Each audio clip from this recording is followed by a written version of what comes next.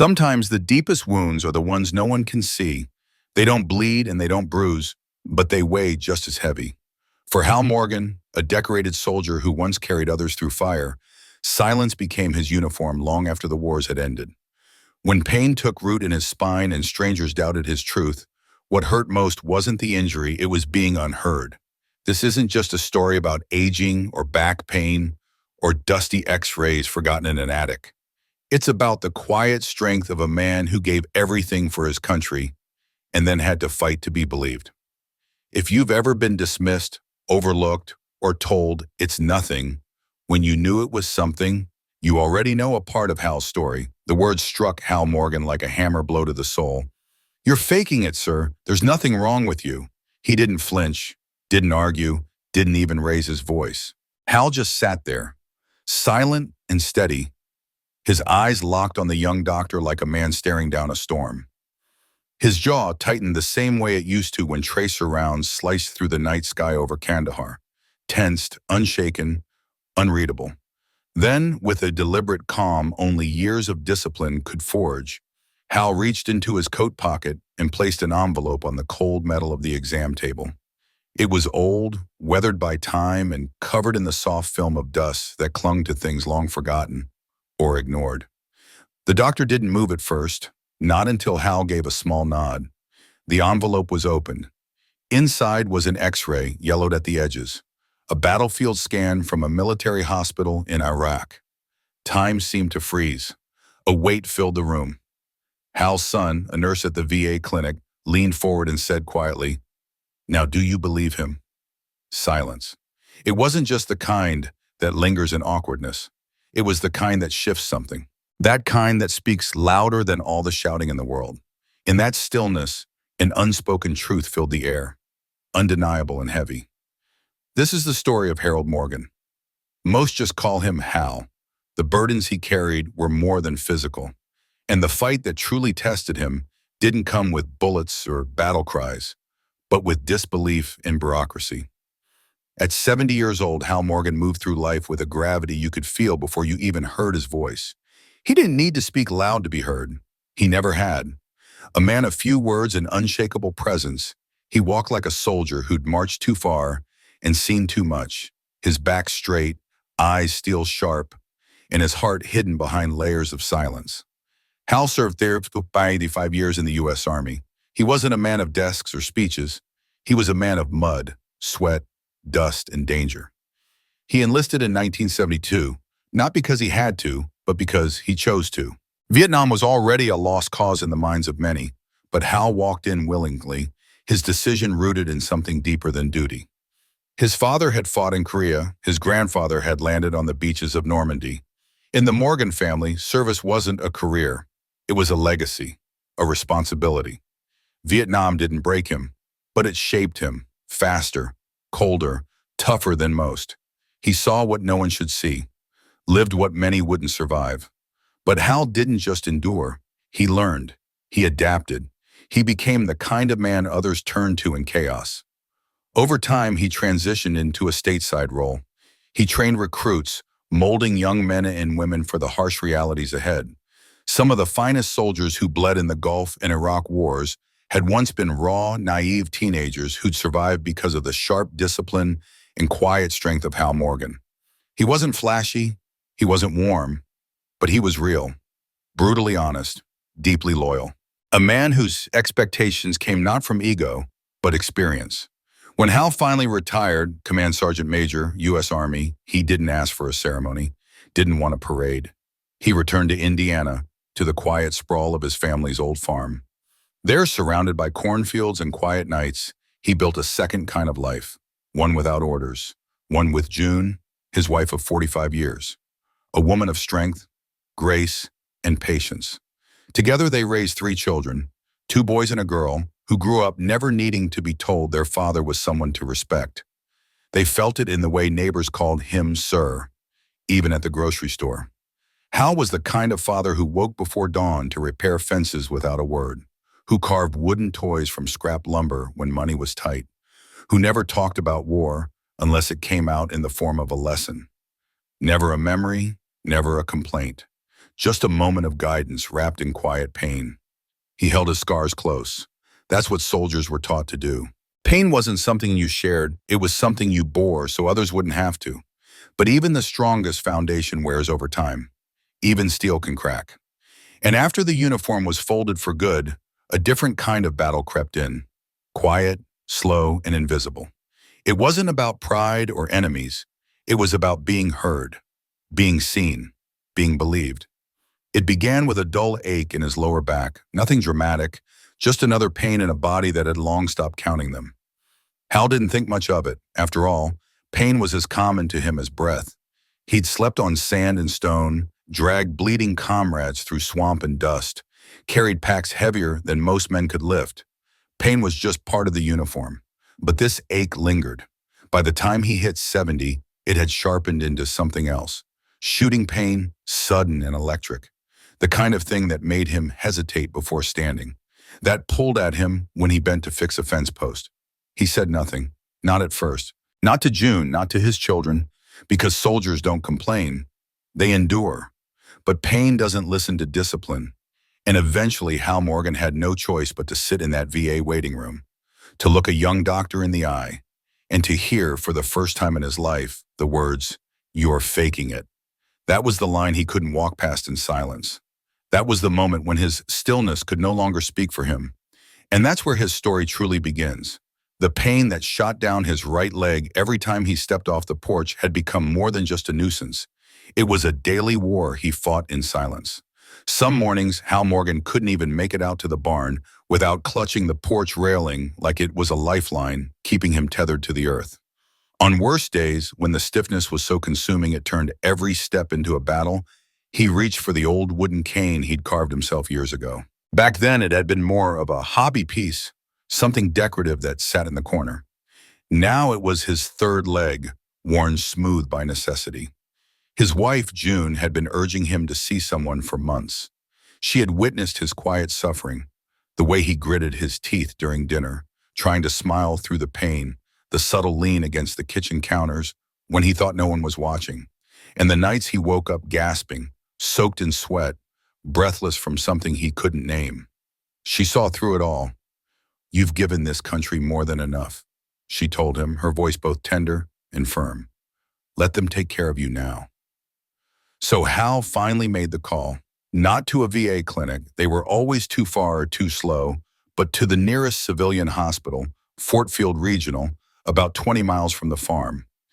It was a modest place, nothing fancy, but close enough and convenient. All he wanted was someone to really listen, to hear past the surface and understand the kind of pain he was in. But even as he stepped into the waiting room, he felt it, that subtle shift in the air, the barely masked disinterest. The receptionist's eyes flickered over him with polite detachment, her tone efficient but distant. It was the kind of vibe that said, without words, just another old man griping about his back. The doctor assigned to his case was Dr. Ethan Clean, a man who looked like he'd walked straight out of a pharmaceutical ad, early 30s, clean cut, scrub top perfectly pressed, shoes expensive and spotless. He had the kind of sharp-edged confidence that came not from life experience, but from acing exams and climbing institutional ladders. His office was pristine, the walls adorned with degrees from elite universities and motivational health posters. Everything about him felt rehearsed, from his overly bright smile to the carefully timed pauses in his speech. It was the sort of empathy that could be taught in a seminar, but never truly felt. Their first meeting set the tone. Dr. Clean flipped through Hal's intake paperwork, OSCD, without ever looking up. Back pain, stiffness, leg numbness. "Well, you're 70, Mr. Morgan," he said flatly. "That's pretty expected." Hal sat on the exam table, his broad shoulders squared, hands resting steadily on his knees. "It's more than stiffness, Doc," he said quietly, but with conviction. "I can barely stand for 10 minutes. I can't lift, can't sleep." Dr. Clean finally glanced up, but only for a second. "Well, you don't look like you're in that much pain." He offered a thin smile, already moving on. "Let's do some basic x-rays, check for arthritis or disc wear, But honestly, my guess, it's just age. Happens to all of us. Hal's jaw tensed, but he didn't raise his voice. I've lived with pain before. I know what it feels like. This is different. Sure, Ma, the doctor replied, shrugging slightly. But pain is subjective. Nothing in your chart suggests anything serious. Probably arthritis or chronic stiffness. What you need is movement, not medication. His eyes flicked up with a faint, clinical smile. Walk it off. Stay active. Walk it off. That phrase didn't just sting. It buried itself into Hal's bones. It wasn't advice. It was dismissal. The same line thrown out by coaches, commanders, and cold doctors for generations. But Hal had walked it off. He'd walked through jungles, soaked in sweat and sickness, with malaria eating at his insides. He'd trudged through the bombed-out alleys of Mosul, dragging 2 wounded privates behind him. Every step a gamble between survival and death. He'd marched through sandstorms and sniper fire, across miles of no man's land, because nobody else could. He had walked it off for 35 years, and now just walking to the mailbox left him breathless. What pierced deeper than the pain itself was how easily he was dismissed. To Dr. Clean, he wasn't a veteran, a leader, a man forged in battle. He was just a tired, aging body, barely worth a second glance. Not a story, not a legacy, just another number in the waiting room. A stiff spine and a long history no one had time to read.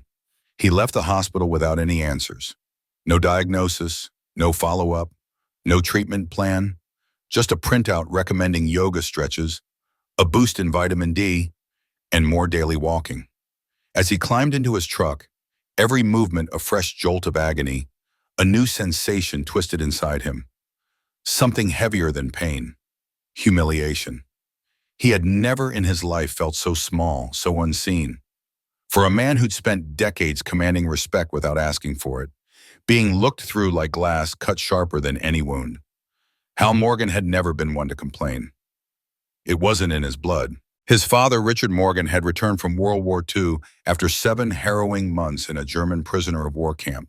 He came home half the man he was, physically, but never once spoke about what went on behind those fences. Hal remembered being a boy, watching his father drop to one knee suddenly while stacking firewood. The man had gone pale from the pain of an old shrapnel wound flaring up. When Hal asked if he was okay, his father simply stood back up and said, "If I can talk, I can work." That was the code Hal lived by.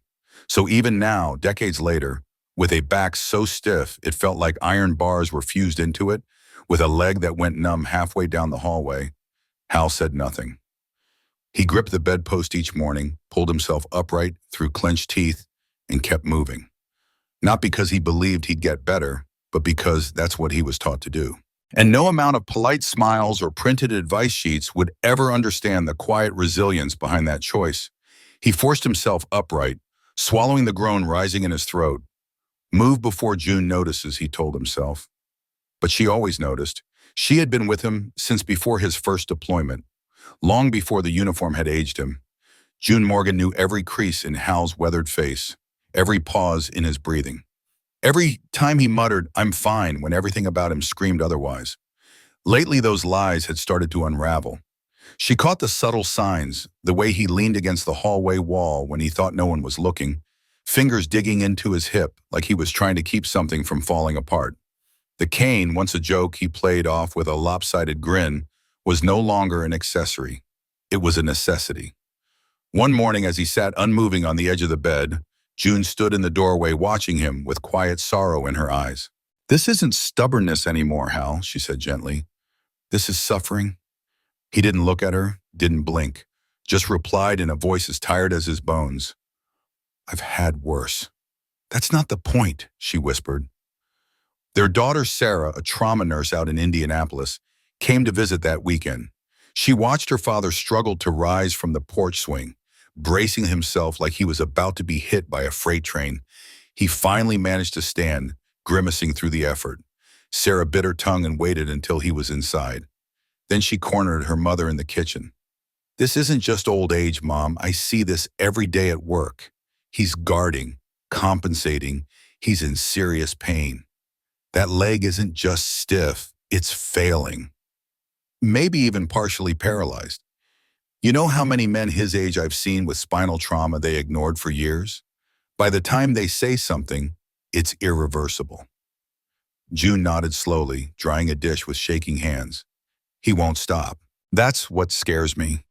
That night, Hal sat alone in the barn, nursing a mug of coffee that had long gone cold. The air smelled of hay, oil, and memories. His eyes stayed fixed on an old photo nailed above the workbench, a snapshot of 4 soldiers in desert camo, laughing in front of a dusty Humvee. The youngest of them, Private First Class Alan Rhodes, stood out with his bright red hair and nervous grin. 19 years old. Straight out of Georgia. That kid never should have been there. Hal remembered it like yesterday. It was 1991, somewhere in northern Kuwait, at the tail end of the Gulf War. Their convoy hit an IED. The explosion was deafening. Fire engulfed the vehicle. Alan was hurled 30 feet, his leg mangled and his body limp. Gunfire echoed from a ridge nearby, trapping the rest of the team behind the twisted wreckage. No medevac, no reinforcements, just dust and chaos. Hal didn't hesitate. He moved on instinct, rushed to Alan, threw the kid over his shoulder, adjusted the dead weight, and started walking. 5 miles through blistering desert heat that cooked him inside his armor. Each step a risk, each moment exposed. Bullets zipped past him like angry wasps. He didn't stop, not once. Alan lived. Hal? He never got checked out. There wasn't time. No one asked, and he never volunteered. But now, 3 decades later, his body was making up for that silence, with a vengeance. The weight he carried that day didn't just bruise his back, it broke something in it. Vertebrae crushed, nerves tangled and frayed, and nobody ever looked closely enough to notice. Not even him. But now he knew. It wasn't aging, it was damage. And the cracks, physical and emotional, were spreading faster than he could pretend to keep up with. The pain was excruciating, but what stung more was the system. All his life, Hal Morgan believed that if there ever came a day when he couldn't carry himself, the country he carried on his back would be there for him. He didn't want medals or flags, just a good doctor, a straight answer, a little dignity. Instead, he got waiting rooms with piped-in jazz and paper gowns. Bureaucracy, indifference wrapped in politeness. Fort Field Region sent him home with a glossy pamphlet about healthy aging. He tried to call back for a second opinion. Was told the next available appointment was 3 weeks out. In the meantime, every motion was like fire sliding down his spine. Bending to tie his boots, climbing into his truck, turning a steering wheel, each act of daily life now a wager against his body. And then came the bills, x-rays, specialist consults, labs, none of it cheap. Medicare paid what it could. The rest landed in his mailbox like shrapnel. Envelope after envelope, thin paper with thick numbers. He'd always been proud of living debt-free. Even when he came home from war with nothing but sand in his boots, he paid what he owed. Now he sat staring at those bills, and for the first time in a long time, he felt defeated. Hal Morgan had become a man lost in the system, marked overdue for tests that gave him no answers, stuck in a cycle of hold music, transferred calls, and bureaucratic shrugs. The hospital staff never seemed rude, but rather preoccupied, distracted, as though their minds were always elsewhere. To them, he was patient 7483B, a date of birth, a height, a weight, a man with a cane and no visible wound. But Hal knew better. He knew exactly what was wrong. They couldn't see the kind of injury that didn't bleed, didn't show up on an x-ray, and didn't require a victim. They didn't understand the damage done by years in combat, not the kind that came from bullets or shrapnel, but the damage from constant vigilance, impossible decisions, and the slow grind of survival. What he carried wasn't found in textbooks. Civilian doctors, for all their credentials and diplomas, had never hiked miles through hostile terrain with 80 pounds on their back. They had never pulled a wounded brother from a minefield under fire. They didn't know what it looked like when a man's body broke down under the weight of the service disguised as strength. They couldn't read the scars when those scars weren't visible. It all came to a head one Thursday night. June found Hal gripping the kitchen counter, his whole frame locked in the middle of a violent muscle spasm. It shook him from the inside, stealing his breath, tightening his chest. She didn't hesitate. She called their son. Tom Morgan had followed a path that started where his fathers did, but veered in a different direction. 2 tours with the Marines in Afghanistan had taught him about pain and endurance. But after coming home, he'd chosen a new mission. He became a nurse. Now he worked at the VA hospital in Chicago, helping veterans navigate the very system Hal was drowning in. He picked up on the second ring. Even before June spoke, Tom could hear the weight in her voice, and more telling, the silence behind her. "Put Dad on," he said immediately. Hal didn't want the phone, but he took it. "I'm fine," he muttered. "No, you're not," Tom replied. His voice wasn't angry, just firm. "And don't give me that walk it off crap. I know that move. I learned it from you." Hal went quiet. When he spoke again, it came out low and for the first time in a long time, cracked at the edges. "They think I'm faking it." Tom exhaled. He could almost see his father, shoulders sagging just a little more than usual. "Dad, listen to me. These civilian hospitals, they don't know what to look for. They weren't trained to see what your body's been through. Injuries like yours, layered, buried under decades of adaptation, they miss them. You could have spinal trauma and they'd just call it arthritis." Hal swallowed. "So what the hell am I supposed to do?" Tom didn't pause. "You get every record you've ever had, from boot camp to retirement. Every injury report, field evaluation, after-action memo. I need it all. When we have everything, I'll walk it straight into the VA myself. They won't believe you just because you say it. You have got to show them." That word lodged in Hal's chest like a splinter. Proof. For 35 years, Hal's word had been enough to lead men into hell and bring them back again. Now it wasn't even enough to get someone to take a second look. That wasn't just frustrating, it was humiliating.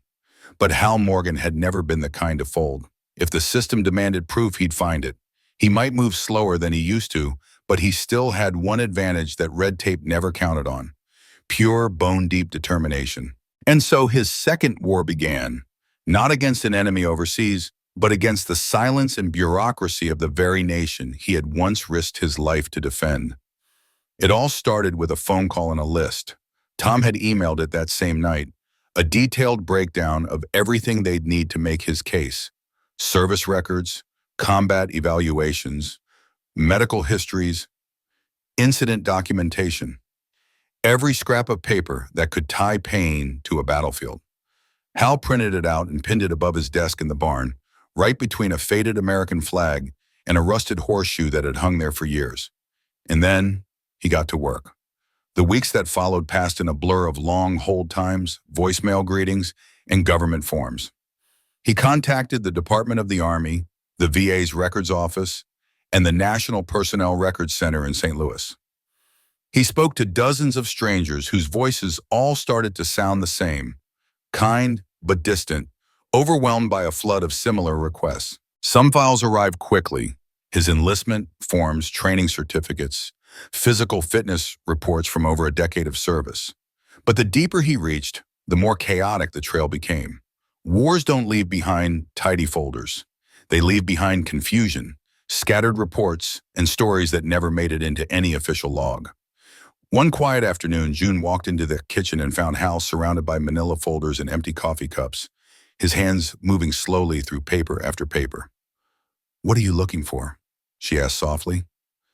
Hal didn't look up. His voice was low and steady. "Proof," he said. "Proof I didn't imagine this. That every ache and every limp, every goddamn spasm I earned." And he kept searching. He remembered the attic, that old, dusty corner of the house he hadn't thought about in years. The box had been tucked behind sagging cardboard boxes of Christmas lights that never worked, and a busted fan he never got around to fixing.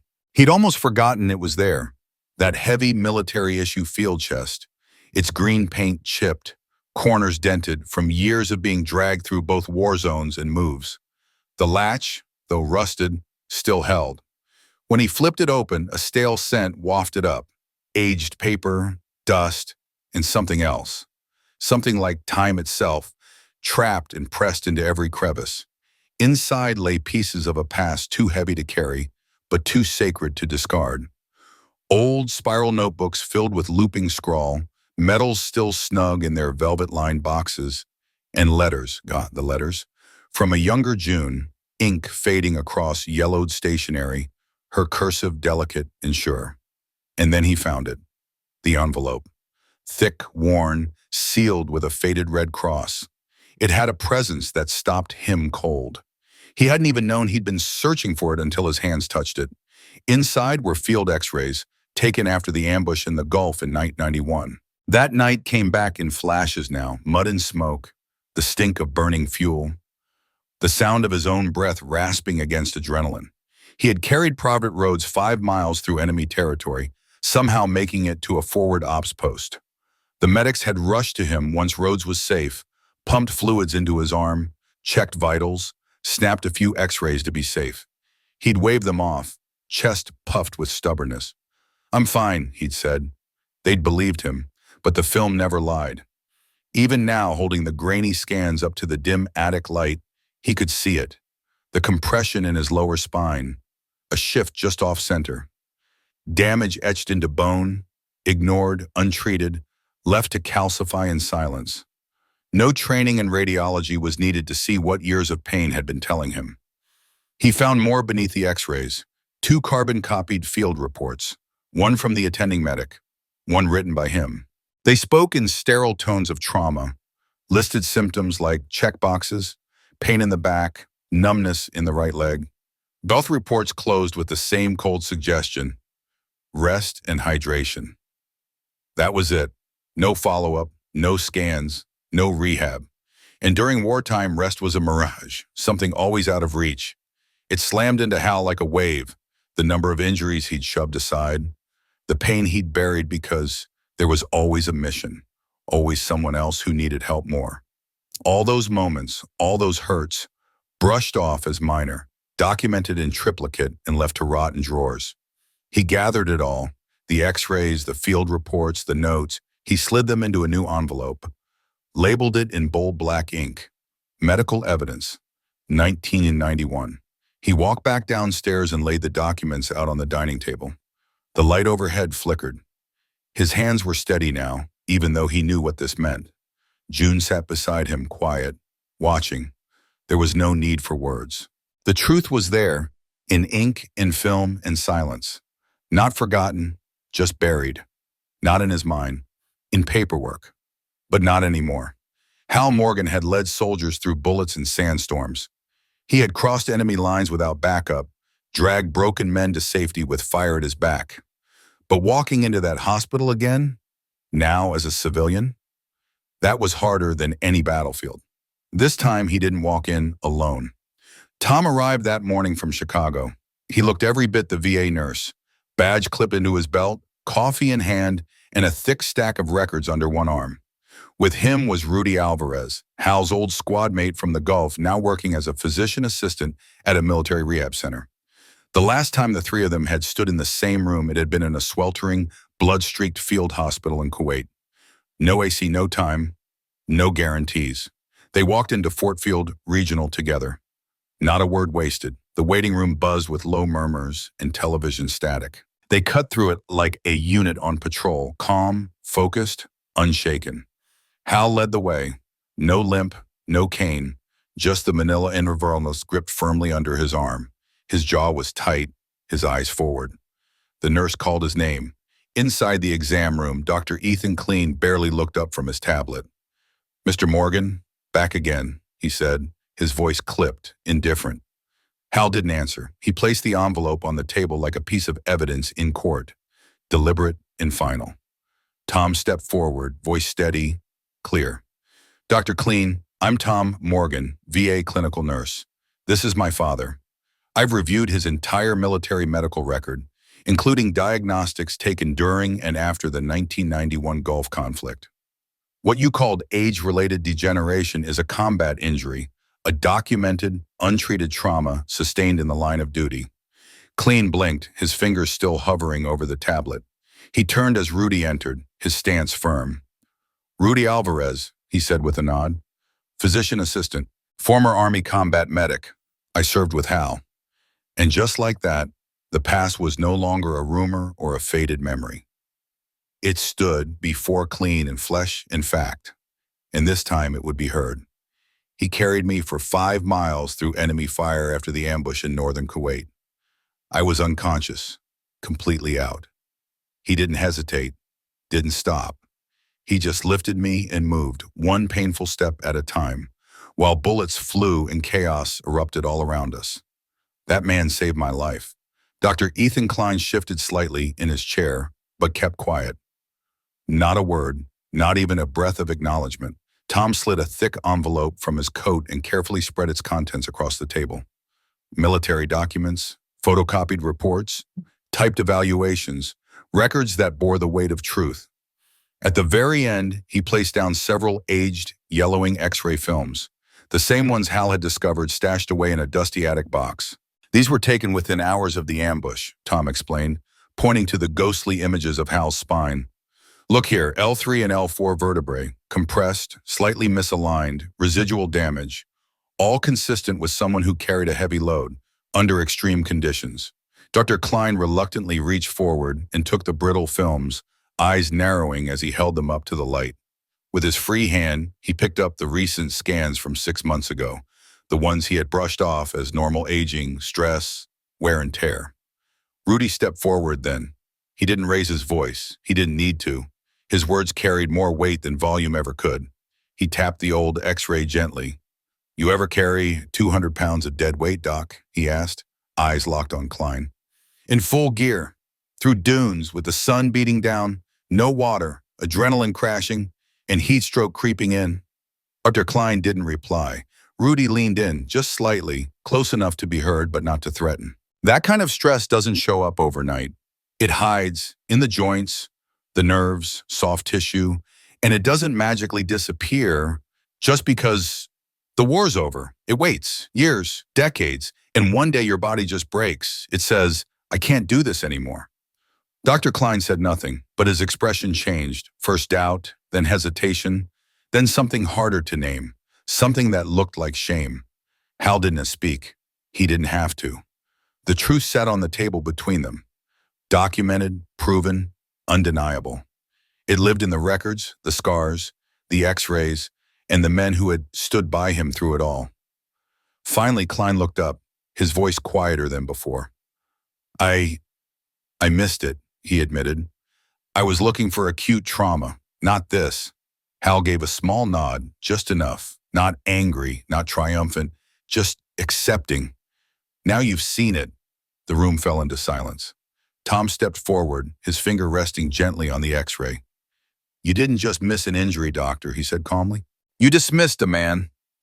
Klein lowered his eyes, a deep breath rising in his chest. "I owe you an apology, Mr. Morgan," he said. "You weren't faking. You were carrying more than I ever imagined." Hal inhaled slowly. What he felt wasn't victory. It wasn't vindication. It was something simpler, deeper. Recognition. After months of silence, of being questioned and ignored, it was finally enough to begin healing. Later that evening, long after Hal, Rudy, and Tom had left the exam room, Dr. Ethan Klein sat alone at his desk. The VA-certified records still lay scattered before him like a map of a battlefield he hadn't known he had entered. But now the truth was undeniable. It wasn't just a chart he'd misread. It was a man he'd misjudged. He stared at the old X-rays, yellowed with time but clear as day. Vertebrae forced inward, the subtle twist of a lower disc, the faint pattern of scarring. Chronic trauma carved deep into the body. It hadn't just been physical injury. It had been sacrifice, years of burden, endured in silence, ignored by systems that didn't look closely enough. And suddenly the phrases he'd once said so casually, so confidently, came back with sharp clarity. "Walk it off. It's just old age. There's nothing wrong with you." But now, surrounded by documents, by evidence, and haunted by the presence of a man who had carried others long before Klein ever became a doctor, the truth struck deep. He had failed. And he wasn't alone. That same week, Dr. Klein scheduled a meeting with the hospital's chief of staff. He didn't sugarcoat what had happened. No excuses, no evasions. He laid it all out. Hal's full case, his own assumptions, everything he had overlooked, and the broader blind spots in civilian medicine when it came to veterans. Combat injuries aren't always dramatic, he said, voice steady but raw. Sometimes they linger. Sometimes they're quiet. They hide behind silence, behind pride, behind decades of learned toughness. And if we don't know how to see them, we won't. His honesty did something rare in the sterile world of institutional healthcare. It created a pause, a real one, a moment of self-examination. Within days, Fort Field Regional initiated a formal review of its veteran care protocols.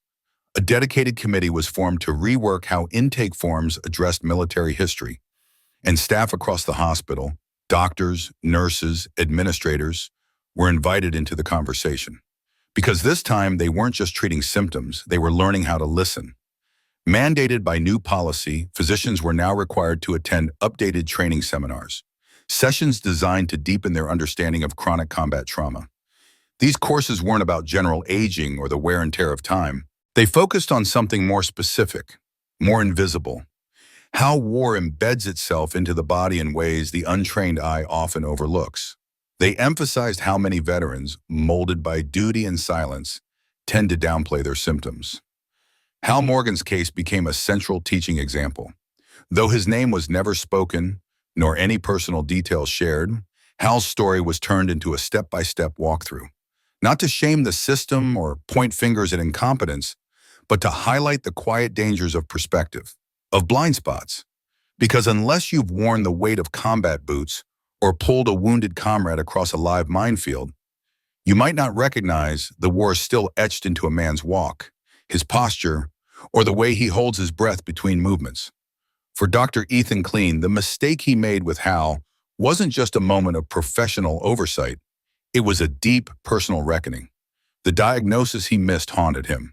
It wasn't enough to apologize or simply do better in the future. He needed to understand. He began reaching out to VA centers, asking to observe and learn from physicians who worked exclusively with veterans. He didn't just want to treat symptoms anymore. He wanted to comprehend their roots. As for Hal, the pain didn't magically disappear, but now it had a name, a cause. His condition was diagnosed as chronic spinal compression with degenerative nerve damage, all stemming directly from untreated injuries he had suffered during war. That single diagnosis transformed everything. It unlocked a comprehensive treatment plan, specialized therapy, targeted pain management, and full V medical coverage. But most importantly, it gave Hal something he hadn't had in years: validation. He had carried his pain for so long in silence, bearing it with the same quiet endurance he'd once used to carry injured men through fire. Now, finally, someone was listening. The world wasn't looking at him with suspicion or pity anymore. They saw him, truly saw him, and began to change because of it. Hal never wanted praise. He wasn't looking for honors or medals. What he had wanted all those years was simple: to be taken seriously, to be treated like he mattered. And finally, for the first time in months, maybe even years, he was. After confronting Dr. Kleen and presenting his long-buried military medical records, Hal was referred immediately to a VA care coordinator. Within days, he was enrolled in a full-service, veteran-focused treatment plan. Pain management, spinal rehab, and weekly physical therapy sessions were all tailored specifically for long-term, combat-related trauma. The appointments didn't erase the damage, but they helped him manage it. He could move with less strain, sleep through the night without burning aches, and make it through the day without feeling like his body was betraying him. But it wasn't just about pain relief. It was about being seen. Every session he attended now was staffed by professionals who understood the difference between civilian injury and battlefield trauma. They didn't ask skeptical questions. They didn't make assumptions. They listened. And for Hal, that made all the difference. His recovery, though, didn't end with him. Quietly at first, word of Hal's case began to spread through the hospital and into the veteran community. 1 week later, an aging Marine from the Vietnam era showed up clutching a decades-old X-ray. He had heard something in the waiting room that made him believe it was finally time to be heard. The following week, a Gulf War medic walked in, still carrying untreated shrapnel near his spine, injuries he'd lived with in silence for years. And one by one they came, veterans from every era, men and women who had endured chronic pain alone, dismissed or misdiagnosed simply because No one had asked the right questions. Each of them carried their own version of Hal's story. Each of them was finally getting a second look. In response, Fort Field Regional acted quickly. They worked alongside VA representatives and veteran advocacy groups to overhaul their intake procedures. New patient forms asked explicitly about military service. A flagging system was added to medical charts to alert doctors of possible service-related complications. Staff received specialized training on how to recognize and respond to combat-rooted conditions, even when they weren't visible on scans. Then something unexpected happened. At a public town hall focused on veterans' health care, Dr. Ethan Kleen stood before a crowd. The event had been intended to inform the community. But Dr. Kleen had something else in mind. "I made a mistake," he said plainly.